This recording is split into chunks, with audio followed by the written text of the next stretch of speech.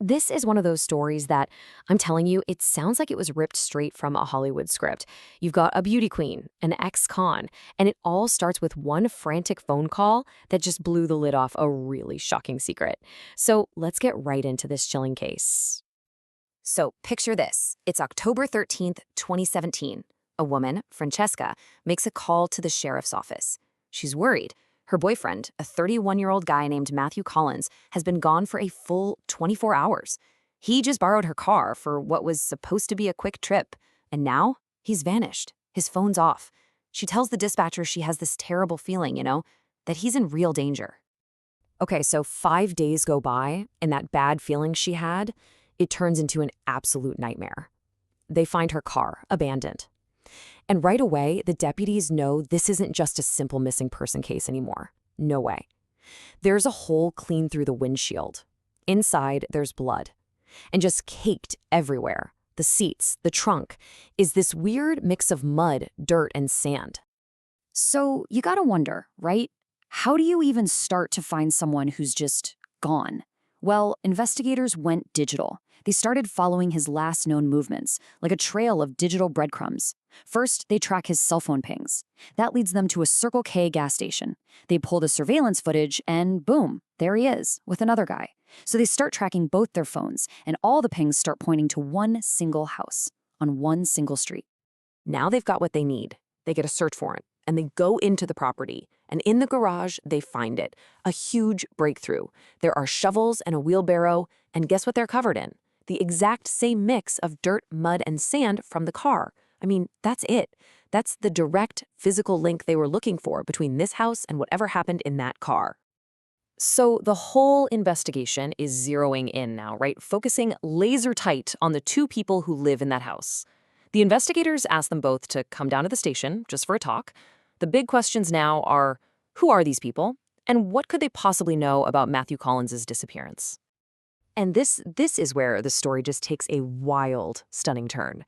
So one of the residents is a guy named Nathan Ortiz. He's an ex-con, has a criminal record. Okay, given what they found, maybe not a total shock. But his girlfriend, who also lives there, her name is Aria Armstead. And get this, she's a former beauty pageant contestant. And not just any contestant, we're talking a title winner.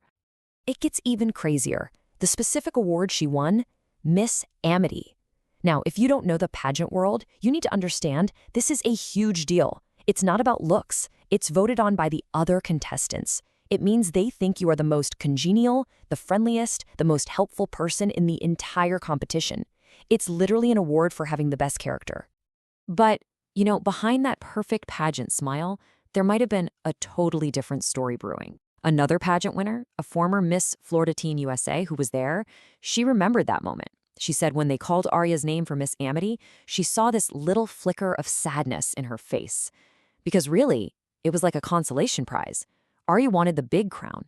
And some people think that not getting it, well, it might have really broken something inside her. Okay, so let's go back to the sheriff's office. The lead detective decides, all right, I'm going to talk to the woman first.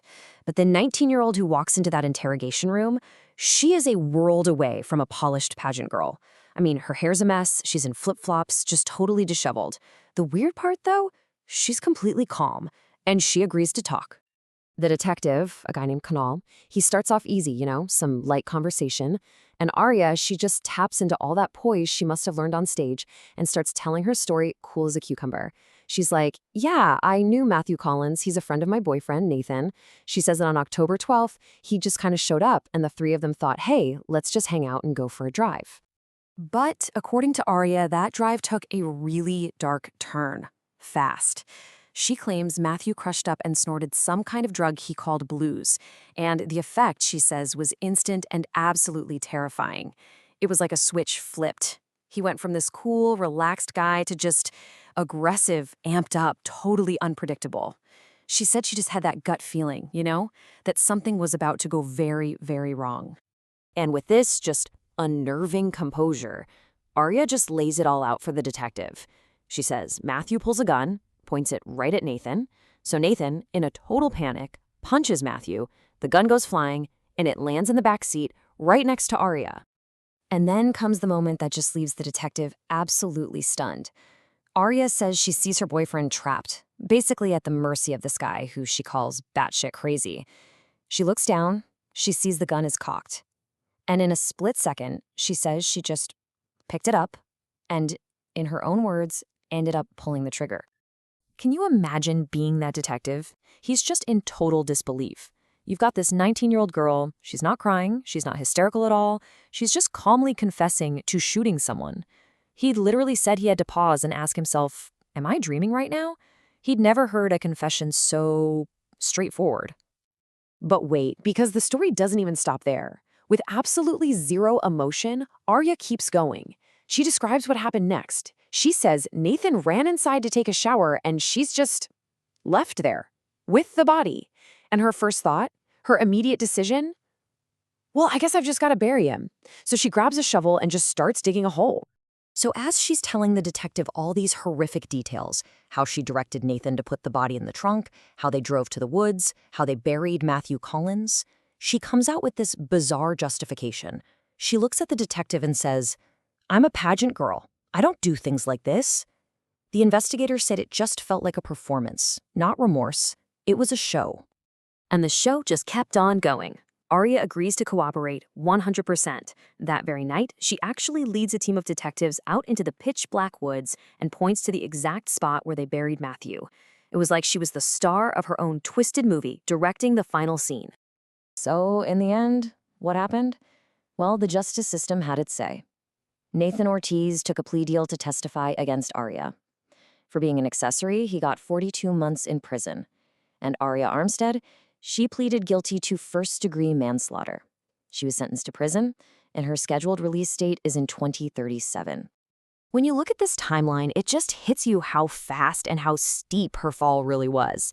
I mean, think about it. In 2014, she's up on a stage, bright lights, being celebrated as the kindest person there. Just 3 years later, she kills someone. It's just a shocking path from pageant queen to convicted felon. You can imagine this news sent absolute shockwaves through the Florida pageant community. The people who knew her as this friendly, popular girl, they just couldn't square that with the person they saw in the mugshot. One girl who competed with her said she had to look at the photo 2 or 3 times before it even clicked that the beaten-down person in the picture was the same Arya she knew. When you really boil it down, this is a story about a fractured identity, isn't it? A life that pivoted from a stage where you're judged on being friendly to a crime scene that you created yourself. It's just a devastating example of what can happen when that pressure to be perfect just shatters and someone completely loses their way in the dark. And that brings us to the one big question that just hangs in the air long after the case is closed. It's the whole mystery of the story, really. How does a girl who was literally voted most friendly by her peers become a killer? How do you go from that to taking a life and burying the body in the woods? It's a chilling question, and one we might never, ever have the true answer to.